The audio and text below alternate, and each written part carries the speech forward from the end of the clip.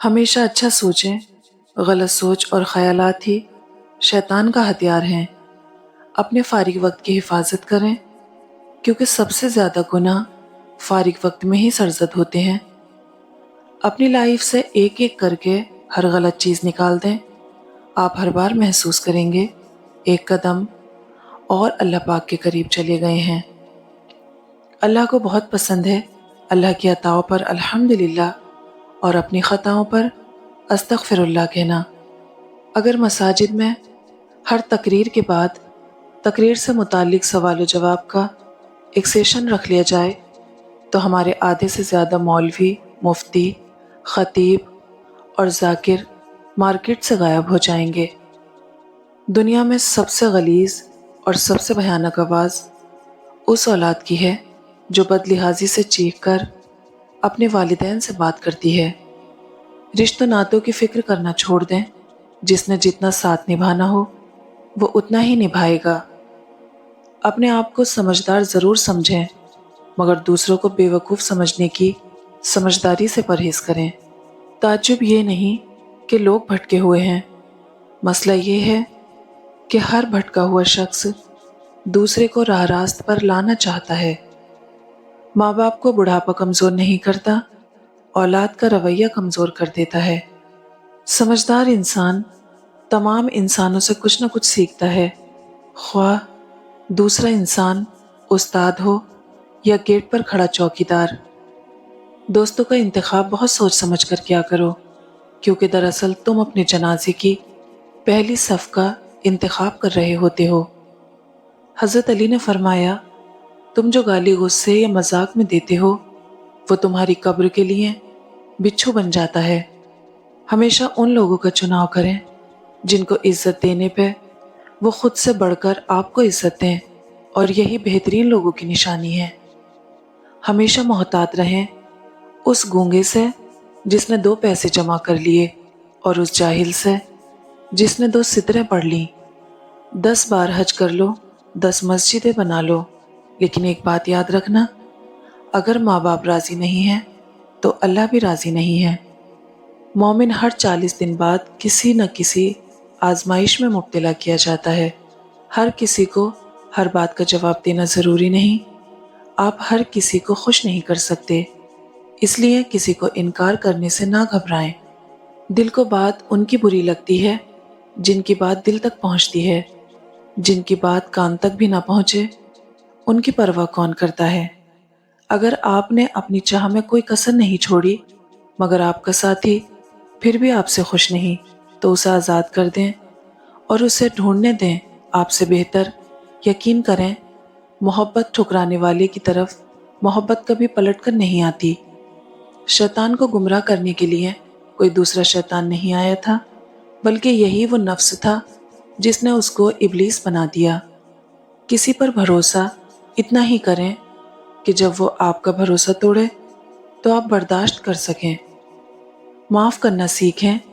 اللہ نے نماز میں بھی سجدہ سہو رکھا ہے، اور لوگ ہیں کہ ایک غلطی بھی معاف نہیں کرتے۔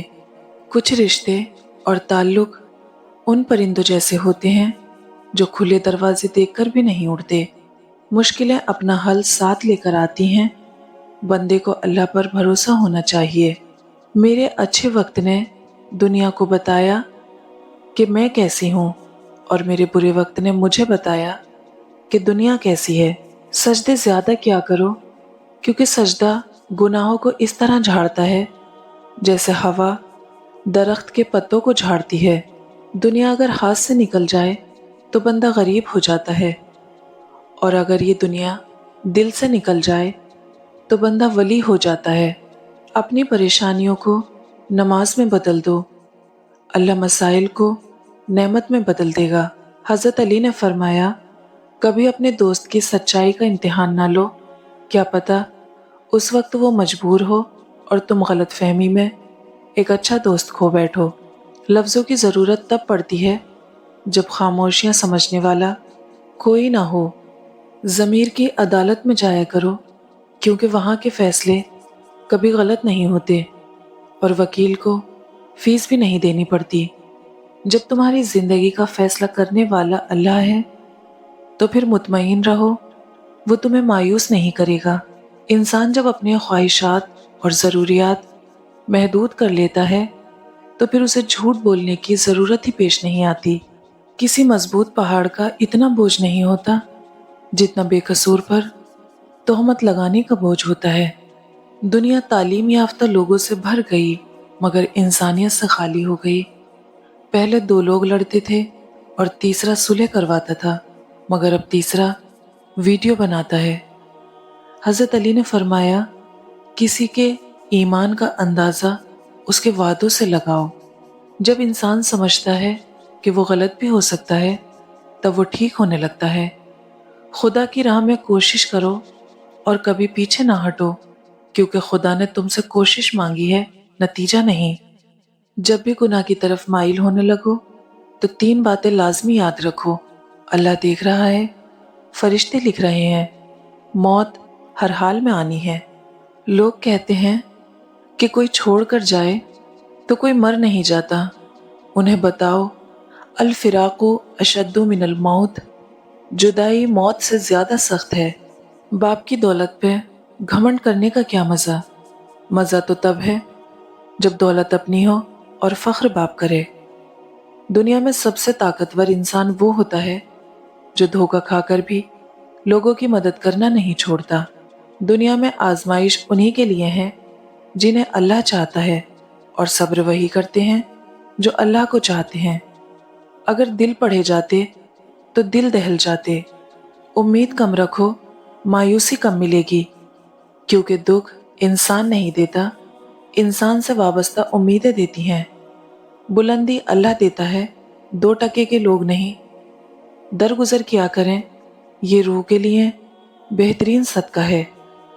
گھر کے اندر جی بھر کے رو لینا، لیکن دروازہ ہمیشہ ہنس کر ہی کھولنا، کیونکہ لوگوں کو جب پتہ چلے گا کہ آپ ٹوٹ چکے ہیں تو لوگ آپ کو لوٹ لیں گے۔